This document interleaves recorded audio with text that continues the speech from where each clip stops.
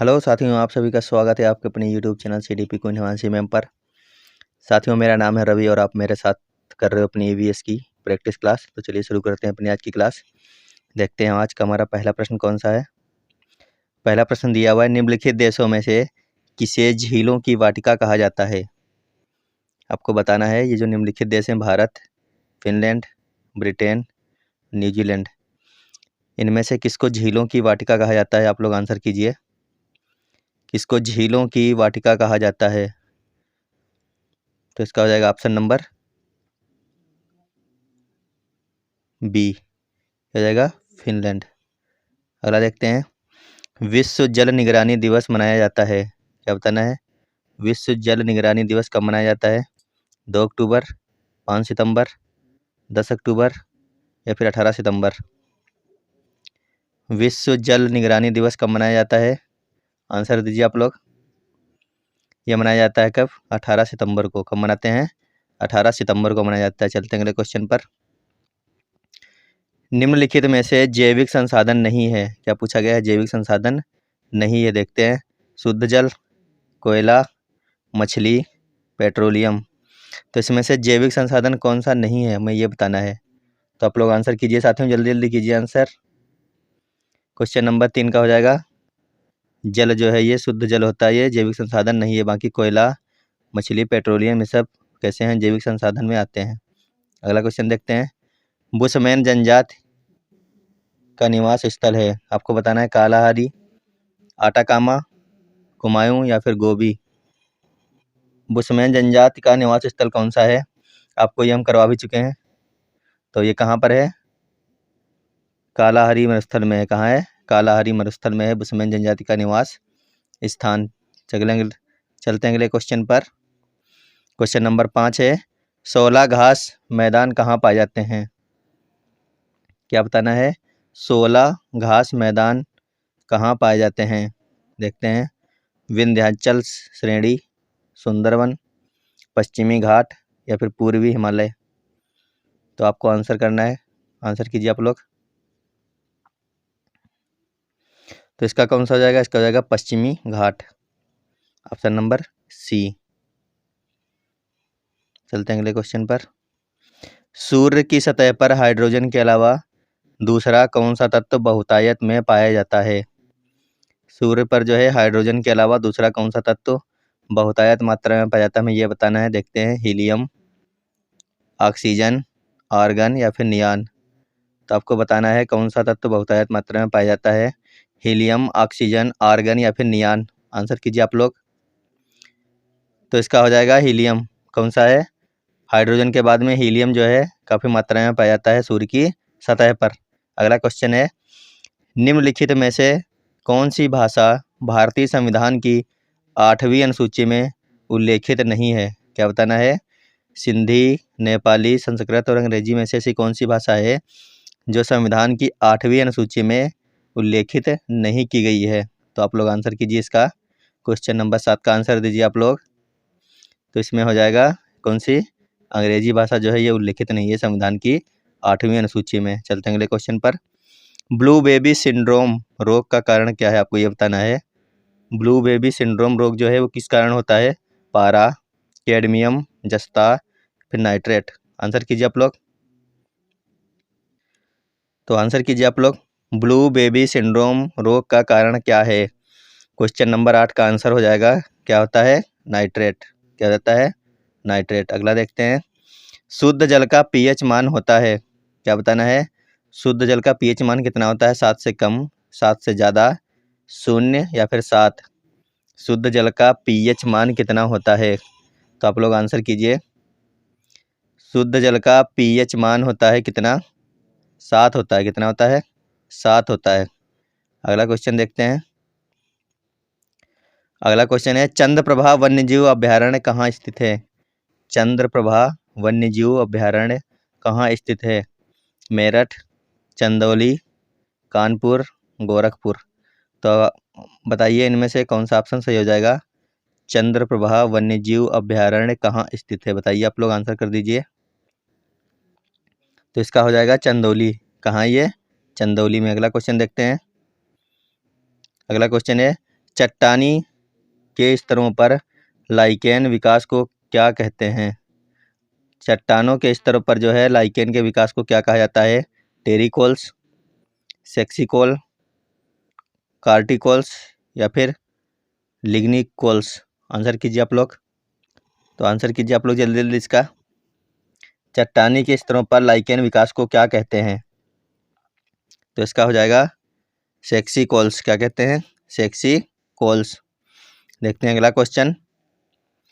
प्रथम जनजातीय लोकसभा अध्यक्ष थे? क्या बताना है? प्रथम जनजातीय लोकसभा अध्यक्ष कौन थे? जीवी मावलंकर, पीए संगमा, मनोहर जोशी या इनमें से कोई नहीं? प्रथम जनजातीय लोकसभा अध्यक्ष कौन थे?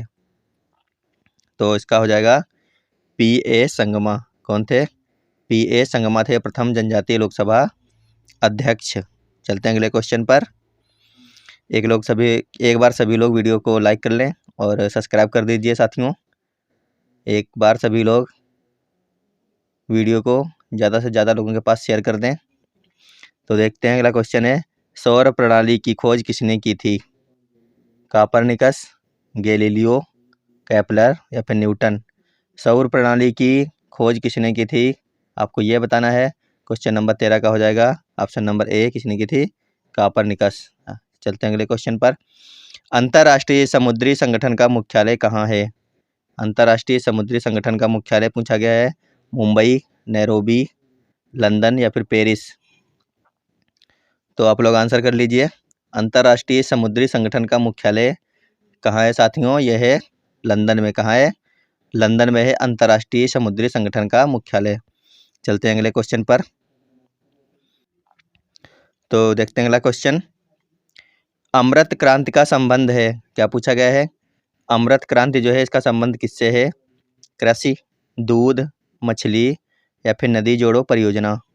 अमृत क्रांति का संबंध किससे है? तो आंसर कीजिए आप लोग। अमृत क्रांति का संबंध है नदी जोड़ो परियोजना से। किससे है?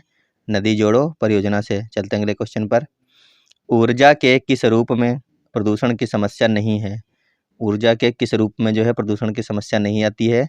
कोयला या फिर परमाणु, पेट्रोल या फिर सौर?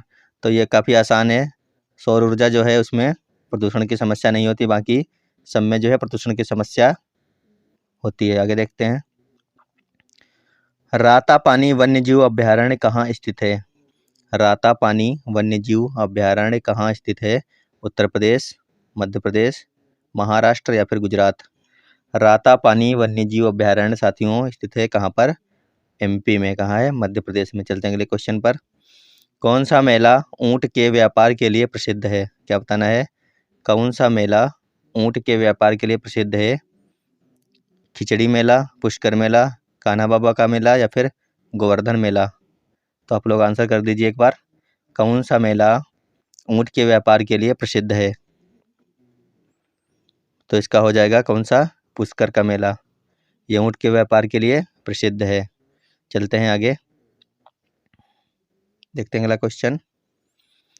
श्वसन मापन यंत्र क्या कहलाता है? श्वसन मापन यंत्र क्या कहलाता है? पोटोमीटर, रेकोमीटर या फिर सेक्टोमीटर या फिर रेस्पिरोमीटर? तो आप लोगों को आंसर देना है।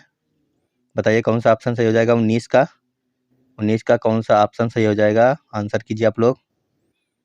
तो इसका हो जाएगा रेस्पिरोमीटर। क्या हो जाएगा? रेस्पिरोमीटर। आगे देखते हैं। ब्लैक हार्ट रोग किससे संबंधित है? ब्लैक हार्ट रोग किससे संबंधित है? आप लोग बताइए। आम से, गन्ना से, आलू से या फिर इनमें से कोई नहीं? ब्लैक हार्ट रोग संबंधित है किससे? आपको ये बताना है। तो ये संबंधित है आलू से। Option number C. आगे देखते हैं। निम्नलिखित में से कहाँ उष्णकटिबंधीय सदाबहार वन पाए जाते हैं? मध्य प्रदेश, उत्तर प्रदेश, केरल या फिर उड़ीसा? तो बताइए कहाँ पर पाए जाते हैं उष्णकटिबंधीय सदाबहार वन? मध्य प्रदेश में, उत्तर प्रदेश में, केरल या फिर उड़ीसा में? आंसर कर दीजिए आप लोग। उष्णकटिबंधीय सदाबहार वन पाए जाते हैं केरल में। कहाँ पाए जाते हैं? केरल में। आगे चलते हैं। निम्नलिखित में से कौन पंचायती राज की 3 स्तरीय व्यवस्था में नहीं है? आपको बताना है जो पंचायती राज की त्रिस्तरीय व्यवस्था है उसमें से इनमें से कौन सा ऑप्शन नहीं है? जिला स्तर, ग्राम स्तर, प्रखंड स्तर या फिर तहसील स्तर। तो इनमें से कौन सा स्तर नहीं है? तो बताइए आप लोग, आंसर कर दीजिए इसका। क्वेश्चन नंबर 22 का आंसर कर दीजिए एक बार। तो इसका हो जाएगा ऑप्शन नंबर डी। तहसील स्तर जो है पंचायती राज की त्रिस्तरीय व्यवस्था में नहीं आता है। आगे चलते हैं। 5 मौसमों का बाग कहा जाता है। 5 मौसमों का बाग जो है वो कहाँ स्थित है या फिर किसे कहा जाता है? कहाँ पर है आपको ये बताना है। बांदीपुर, महरौली, मयूरभंज या फिर भोजपुर। 5 मौसमों का बाग कहाँ स्थित है? बांदीपुर, महरौली, मयूरभंज या फिर भोजपुर। तो ये साथियों कहाँ है? ये है महरौली में। कहाँ है? महरौली में। आगे चलते हैं। भारत के किस राज्य में सर्वप्रथम मुख्यमंत्री जन वन योजना प्रारंभ की गई? मुख्यमंत्री जन वन योजना कहाँ पर प्रारंभ की गई थी सबसे पहले? उत्तर प्रदेश है, मध्य प्रदेश है, महाराष्ट्र, झारखंड है। तो आप लोग इसका आंसर कर दीजिए। भारत के किस राज्य में सर्वप्रथम ये योजना शुरू करी गई थी? क्वेश्चन नंबर 24 का हो जाएगा ऑप्शन नंबर डी। कहाँ शुरू करी गई थी? झारखंड से। आगे देखते हैं। संविधान के किस संशोधन द्वारा मतदान की आयु 21 से घटाकर 18 वर्ष कर दी गई थी? संविधान के किस संशोधन द्वारा 21 वर्ष से घटाकर के आयु को 18 वर्ष कर दिया गया था? 50वां संशोधन था या फिर 61 नंबर का था, 65 या फिर 70 में? तो इसका आंसर कर दीजिए आप लोग। काफ़ी आसान है। कौन सा संशोधन था ये? 61वां संविधान संशोधन था। आगे चलते हैं। गरान वन होते हैं, आपको बताना है। गरान वन होते हैं ऊंचे पर्वतों पर, बर्फीले मैदानों में, तटीय दलदल में या फिर भीतरी पठारों में। गरान वन होते हैं। क्वेश्चन नंबर 26 का आंसर कर दीजिए आप लोग। गरान वन होते हैं तो इसका हो जाएगा ऑप्शन नंबर सी। कहाँ होते हैं? तटीय दलदल में होते हैं गरान वन। आगे चलते हैं। गहन कृषि का अर्थ है भूमि को परती छोड़कर उर्वरता बनाए रखना या फिर कम भूमि में उर्वरक, कीटनाशक और श्रम से अधिक उत्पादन करना। तीसरा है पेड़ों को काटकर पर्वतीय क्षेत्रों में कृषि योग्य भूमि को बनाना या फिर इनमें से कोई नहीं। तो गहन कृषि का अर्थ क्या हो जाएगा? आंसर कर दीजिए आप लोग एक बार, फिर हम बता देते हैं आपको। है इसका हो जाएगा ऑप्शन नंबर बी। कम भूमि में उर्वरक, कीटनाशक और श्रम से अधिक उत्पादन करना। ऑप्शन नंबर 20 का बिल्कुल सही हो जाएगा। चलते हैं अगले क्वेश्चन पर। किसे भारत का मैनचेस्टर कहा जाता है? किसे भारत का मैनचेस्टर कहा जाता है? कानपुर, कोयम्बटूर, अहमदाबाद या फिर वाराणसी। तो इसका आंसर कर दीजिए। काफ़ी आसान क्वेश्चन है ये। किसे भारत का मैनचेस्टर कहा जाता है? भारत का मैनचेस्टर किसे कहते हैं साथियों? वो कहते हैं किसको? अहमदाबाद को कहते हैं भारत का मैनचेस्टर। देखते हैं आगे। जलवायु परिवर्तन का कारण है प्रदूषण, वनों की कटाई, ग्रीन हाउस गैस या फिर ये सभी। जलवायु परिवर्तन का कारण प्रदूषण भी है, वनों की कटाई भी है, ग्रीन हाउस गैसें भी हैं। तो ये ऑप्शन नंबर डी बिल्कुल सही है, ये सभी। अगला क्वेश्चन देखते हैं। माता टीला परियोजना निम्नलिखित में से किस नदी पर स्थित है? माता टीला परियोजना कहाँ पर है? गंगा, यमुना, नर्मदा या फिर बेतवा। तो आंसर कीजिए आप लोग। माता टीला परियोजना निम्नलिखित में से किस नदी पर स्थित है? माता टीला परियोजना स्थित है कहाँ पर साथियों?